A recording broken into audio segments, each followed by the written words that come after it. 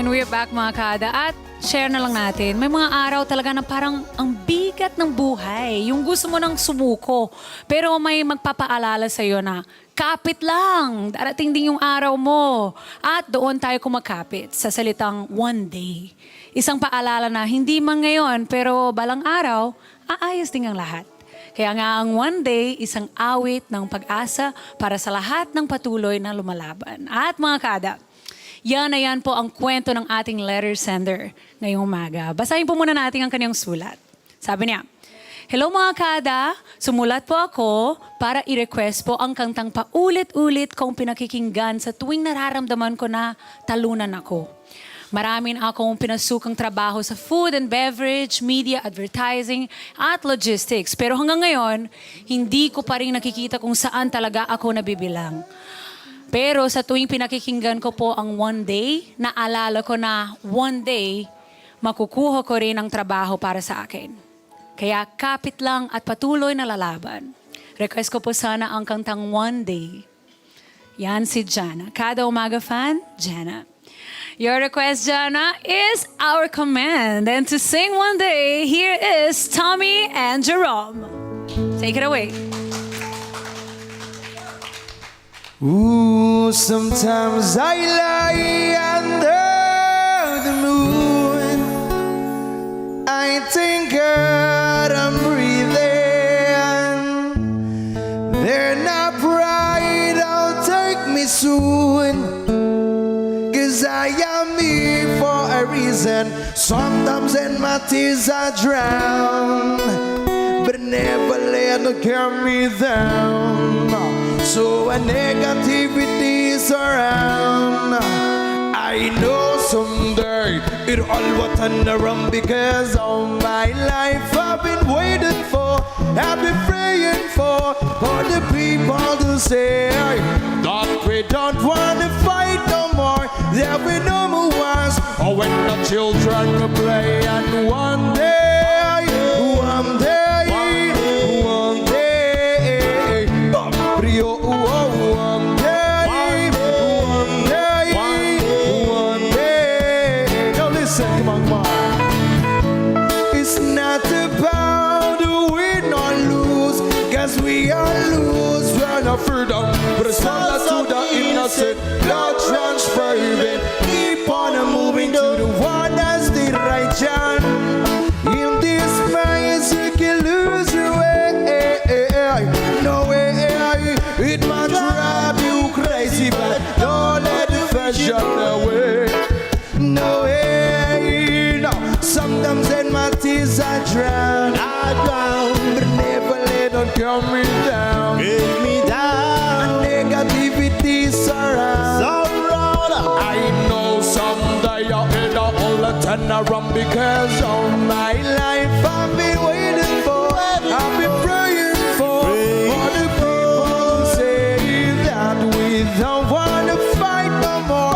There'll be no more wars, and the children play. And one day, one day, one day, Rio, one day, one day, Rio, one day, one day, one day.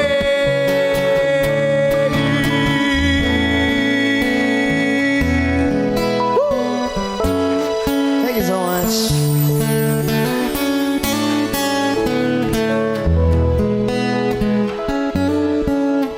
Grabe. Yes! One day, one day. I love it! Grabe.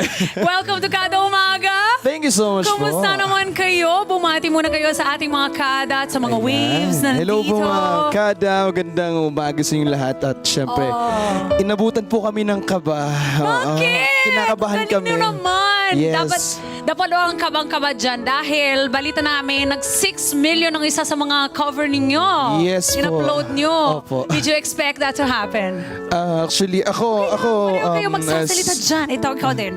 Kunin mo na rin ng microphone para ma... Palit tayo. Yan. Ano ba yan, boys? Ito na. Kailan ba nangyari to? Yung 6 million yung na-upload? Actually, mag-isang buwan na po yata yun na nung in-upload namin. And then, ayun, nagtuloy-tuloy siya. Tuloy-tuloy yan, Yes diba? po. 6 million and counting. Still counting ba? Yes. Pero interesting sa story nila mga kada, hindi sila from the same place. Yung isa Yes. taga Zambales, yung isa naman taga Commonwealth. Paano naman kayo nag-meet? Actually po, may mga trend videos na rin ako dati. And then, si Kois Jerome kasi is idol ko talaga yan sa siguro 2021 siguro. Jerome. Totoo yan. Totoo po yan. 2021 pa lang is napapanood ko na siya. Wala pa akong sa social media or something. Napapanood ko na siya as a viewer lang, gano'n. Kamusta naman, Jerome? Magsalita ka din. Doon ko siya na-notice tong yung sa video niya. Tapos meron kasi kaming idol na kaboses niya. Okay. So doon ko na rin siya na-entertain na yan. Tapos taga Sambales. Tapos bigla lang po talaga yun. Bigla siya nag-chat. Tapos yun, nag-call kami bigla. Tapos yun, nag-set kami na mag-collab. Tapos doon na po nag-start yung lahat. Ang ganda ng Yes. ano nyo.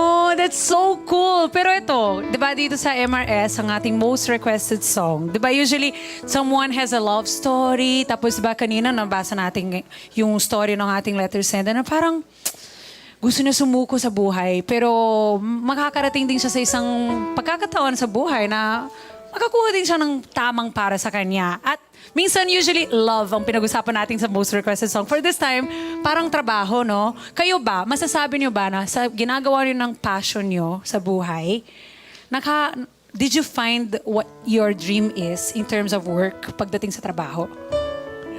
Can you call this your habang buhay na trabaho mo? Yes, kasi ito yung passion. Like, I think, di naman kumbaga, meron man akong trabaho, pero ito Meron ka talaga rin yung, yes, ibang like, ginagawa. may ginagawa ko. And then, ito talaga yung pinaka-ano ko. Siyempre, hindi naman ang Ikaw? gulo ko yata magsalita. Pero, Ikaw, Jerome. Oo, ito na rin po kasi yung passion namin. So, dito na rin namin binubuhos yung lahat kasi dito rin kami nag-enjoy. Ganun. Pero sometimes, 'di ba, ang pagkakakitaan natin nasa ibang mga sidelines, 'di ba? And then yung talagang passion natin, hindi pa muna nagiging work. So I hope that everyone who's here present, kayo din na pinapakita ng iyong talento, pati sila mga waves na hinahagaan nila yung mga nila kanina. Alam mo, sana lahat tayo makakahanap din tayo ng isang passion na pwede nating ding tawaging trabaho. Pero ano lang siya, no? Parang, sige, ito trabaho din to, pero ito yung gusto kong gawin sa buhay. Yan ang wish ko para sa lahat. Kayo naman, ito naman, bakit reggae naman ang genre na pinili nyo? Napaka-chill. Parang ako nasa dagat kanina. ayun, sa akin, kung ako tatungin, mayroon kasing kwento to kung bakit napunta ako sa ganitong genre. Kwento, go. Yes, actually, ang una kong genre is R&B talaga, like kulot-kulot, yes. And then, mayroon akong, nakita ko yung idol ko sa isang concert. And then, ayun, doon na nag-umpisa na, dapat parang ito na yung gusto kong genre, ito na yung gusto kong kanta, gawing, ganun, hobby na sa reggae. Yun, kinakabahan ako. So ito, wag kang kabado dyan kasi Yes. ang galing-galing na kumanta. Opo. Wait lang. Kung bibigyan ka naman ng opportunity, sino ang gusto mo makakolab? Ayun.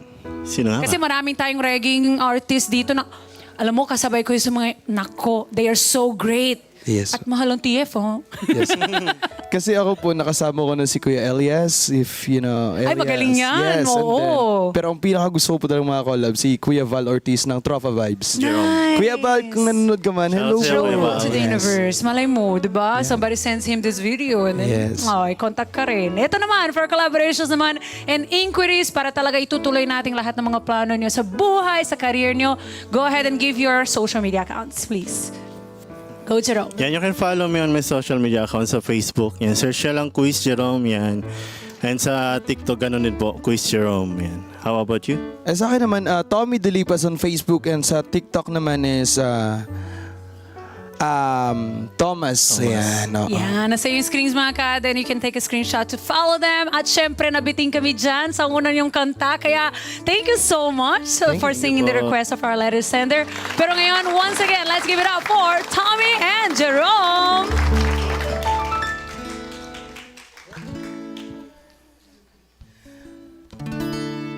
Dahil sa akala ko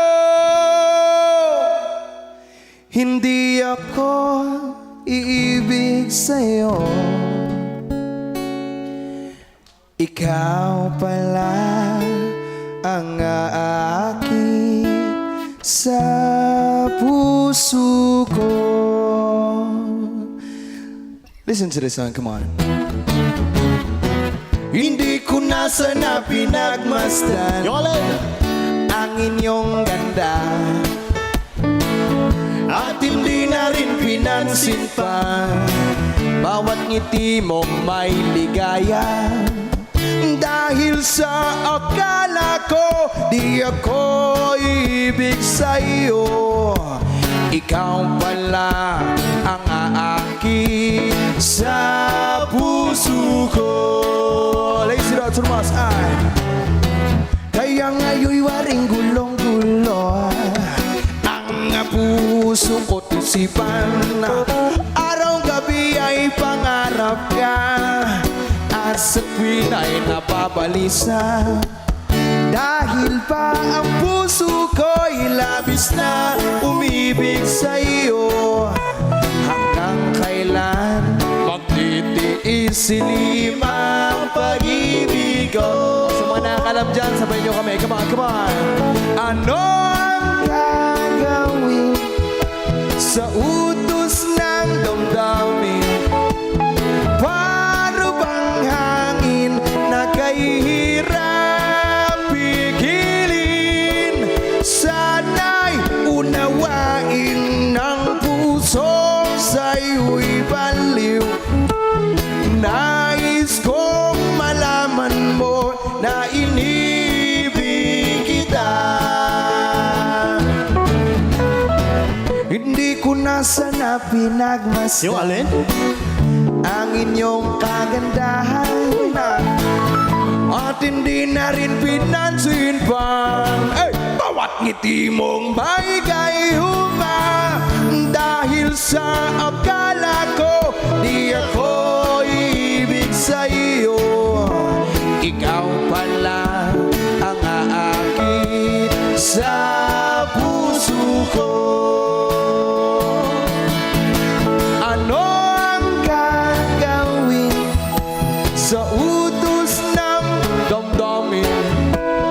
Para bang hangin na kahihirap pigilin?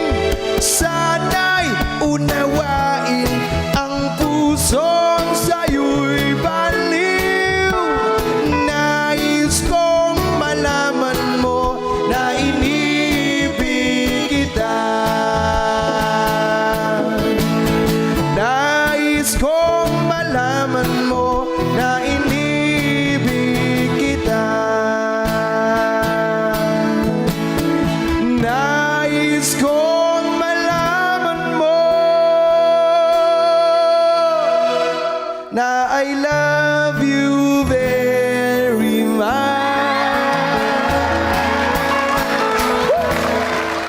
Let's get together. Sunday 25. Sunday 25.